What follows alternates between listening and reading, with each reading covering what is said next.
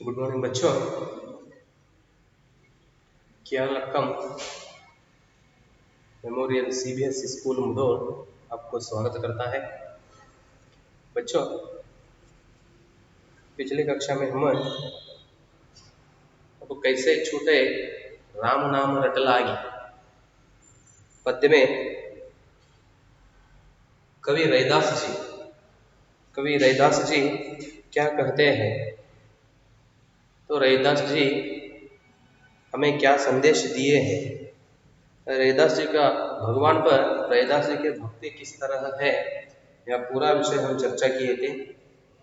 पहला पद और दूसरा पद दोनों का भावार्थ और भावार्थ का अर्थ, नए शब्द, यह पूरा जानकर हम कल पिछले कक्षा में पद्य समाप्त किए थे। आज हम तो आगे का भाग मतलब पद्य होने के बाद तो पीछे प्रश्न अभ्यास प्रश्न है, उन प्रश्नों को हम चर्चा करेंगे। पद्य सुने हैं, नए शब्दों का अर्थ देख लिए हैं और उसका भावार्थ भी समझ लिए हैं, साथ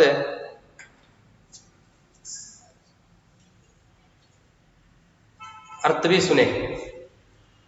अब आप क्या करना है, पीछे जो प्रश्न है प्रश्नों का उत्तर आप ही लिखना है कि क्या आप भावार्थ लिख लिए हैं, उसमें इन प्रश्नों का उत्तर आप देख सकते हैं, तो उधर ढूंढ कर आप लिख सकते हैं। इसलिए प्रश्न पढ़ो, उसका उत्तर क्या है, भावार्थ और एक बार पढ़ो। तो बार बार पढ़ने से आपको भी वह पुनरावर्तन हो जाता है, पद्य समझने के लिए आसान हो जाता है। इसलिए आप क्या करो, भावार्थ पढ़ो तो प्रश्नों का उत्तर क्या है आप ही पढ़कर लिखना है। क्या है देखो, पहला प्रश्न है, निम्नलिखित प्रश्नों के उत्तर लिखिए। इसमें पहला, पहले पद में भगवान और भक्ति की जिन जिन चीजों से तुलना की गई है उनका उल्लेख कीजिए। ये तो आप अच्छी तरह जानते हो, ठीक है। पहले पद में भगवान और भक्ति की जिन जिन चीजों से तुलना की गई है उनका उल्लेख कीजिए। मतलब पहला पद में रैदास जी भगवान के बारे में, कवि के मन में क्या भक्ति है उसे दिखाने के लिए उन्होंने क्या करते हैं, कुछ उदाहरणों को लेकर हमें समझाने के लिए कोशिश की है। किन किन चीजों का आप जानते हो, ठीक है। तो दीपक और बाती, हाँ, चंदन और पानी, और उसी तरह सोना और सुहाग, ऐसे अनेक चीजों को लेकर कवि ने क्या किया है, उदाहरण के साथ हमें समझाने के लिए कोशिश की है, ठीक है। तो वह लिखना है, पहला प्रश्न। दूसरा, पहले पद की प्रत्येक पंक्ति के अंत में तुकांत शब्दों के प्रयोग से नाद सौंदर्य आ गया है। तुकांत शब्द मतलब तो अंत में, ठीक है, तो एक ही अक्षर का तुकांत मतलब वही अक्षर या तो उसका उच्चारण है सेम, मतलब एक ही तरह। उदाहरण दे उन्होंने, कैसे, जैसे पानी, समानी आदि। इस पद में से अन्य तुकांत शब्द छांट कर लिखिए।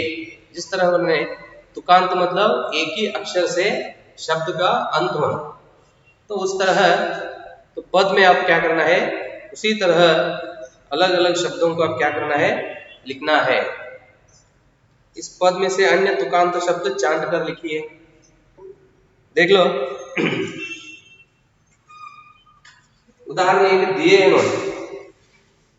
और ग का प्रश्न है, देखो, पहले पद में कुछ शब्द अर्थ की दृष्टि से परस्पर संबंध है, ऐसे शब्दों को छांट कर लिखिए। देखेंगे ये दोनों, लिखवाता हूं मैं। ख प्रश्न है ना, तुकांत, अन्य तुकांत शब्द छांट कर लिखिए बोलते हैं उन्होंने। तो उदाहरण लिखता हूं मैं, तुकांत वाले शब्द। पहला उन्होंने दिया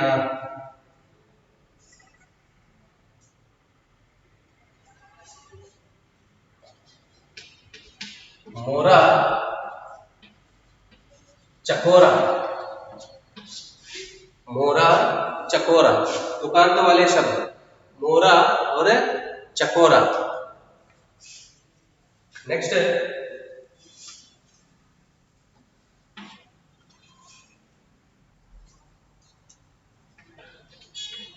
दासा, रैदास। नेक्स्ट है बाती, राती। धागा,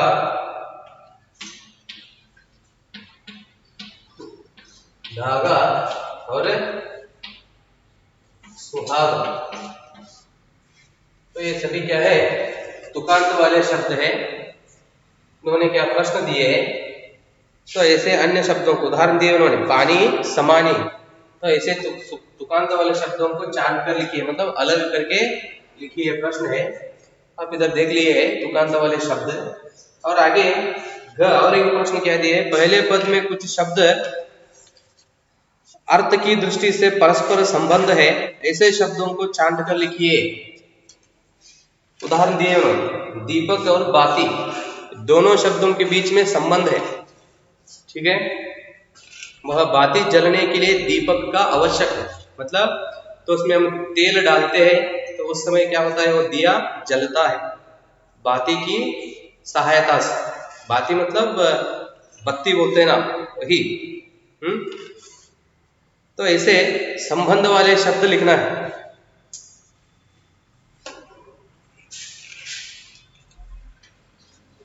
प्रश्न है ग, मोती, धागा, मोती, धागा। ठीक है, मोती, धागा। नेक्स्ट है घनबन, घनबन, मोर, सुहागा, सुहागा, सोना। नेक्स्ट है चंदन, चंदन, पानी। नेक्स्ट दासा, स्वामी। ये सभी क्या है, संबंध वाले शब्द है, मतलब एक शब्द का संबंध है दूसरे शब्द के साथ। अब दासा और स्वामी, समझ में आ रहे ना, दोनों शब्द के बीच में संबंध है। और उसी में चंदन और पानी, सुहाग और सोना, धनबन मतलब धनबन और मोर, मोती और धागा। ये जिस तरह संबंध है, आप पद का भावार्थ सुनते समय सुने हो, देख लिए उदाहरण के साथ। ये क्या होता है, चंदन पानी का क्या होता है, चंदन में पानी मिल जाए तो क्या होता है, चंदन का सुगंध या खुशबू पानी में मिल जाता है, उससे पानी भी क्या होता है, चंदन के समान उसकी खुशबू पानी में फैलती है। ठीक है, और उसी तरह है सुहाग और सोना। सोना खरा होने के लिए, मतलब सोना शुद्ध होने के लिए किसकी आवश्यकता है, सुहाग का आवश्यकता है। तो इसलिए एक शब्द का और दूसरे शब्द को बहुत संबंध है। तो ऐसे तो उदाहरण लिखने के लिए प्रश्न था वो, ये क्या है, तो शब्द है, संबंध वाले शब्द है। नेक्स्ट क्वेश्चन है, दूसरे पद में कवि ने गरीब निवाजो किसे कहा है, स्पष्ट कीजिए। आया है वो, गरीब निवाजो गुसईआ मेरा माथे चत्रुधरे। तो भावार्थ में लिख लिए आप, भावार्थ पढ़ो और गरीब रिवाजो किसे कहा है स्पष्ट करना, लिखो। नेक्स्ट है प्रश्न, दूसरे पद की जाकी चौथी जगत कवो लागयता पर तुम ही डरे, इस पंक्ति का आशय स्पष्ट कीजिए। भावार्थ लिखने के लिए बोलते हैं सारांश, आशय स्पष्ट कीजिए मतलब इसका भावार्थ है आपके पास, आप पढ़ कर लिखना है। नेक्स्ट क्वेश्चन है, निम्नलिखित शब्दों के प्रचलित रूप लिखिए।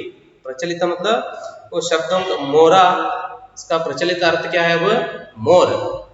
उस तरह है तो प्रचलित अर्थ पूछ रहे हैं, तो इधर लिखता हूं मैं, देख लो।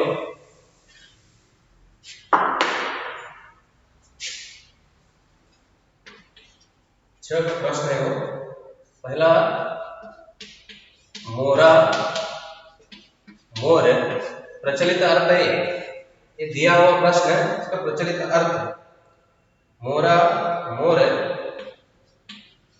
चद चंदन चंद्रमा चंद्रमा। नेक्स्ट है बाती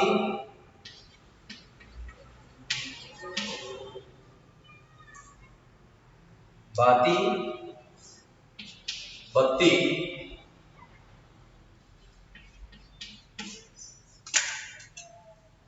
ज्योति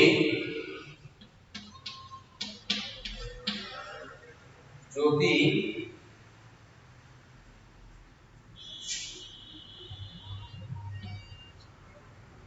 ज्योति और दीपक या ज्योति जले या दीपक। नेक्स्ट है बरई बरई मतलब बढ़ाना। नेक्स्ट है राती रात। नेक्स्ट है शत्रु शत्रु छात्र। धरई धरई रखे।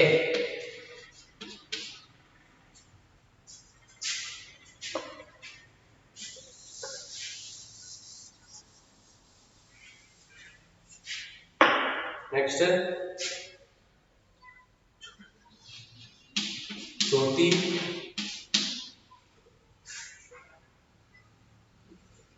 चुआचूत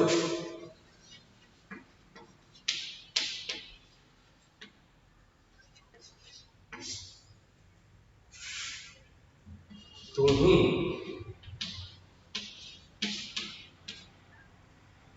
तुम्ही। नेक्स्ट है गुसैया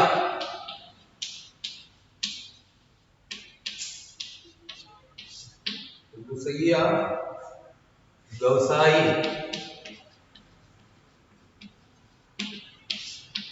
इस तरह क्या उन्होंने शब्द प्रश्न दिए हैं, तो उन शब्दों का प्रचलित अर्थ इधर आप देख सकते हैं। ठीक है, तो आपको चाहे तो ये शब्द का अर्थ पीछे है, हाँ, शब्दार्थ टिप्पणियां में सभी शब्द उधर आए हैं, उधर भी आप देखकर लिख सकते हैं और उसका अर्थ आप देख लो। गुसैया है गुसाई या और एक अर्थ है स्वामी। इस तरह उन्होंने शब्दों का अर्थ दिए हैं। चोटी शब्द है पीछे, मतलब छुआछूत या अस्पृश्यता, शब्दों का अर्थ है ना उधर दिए हैं उन्होंने, अस्पृश्यता।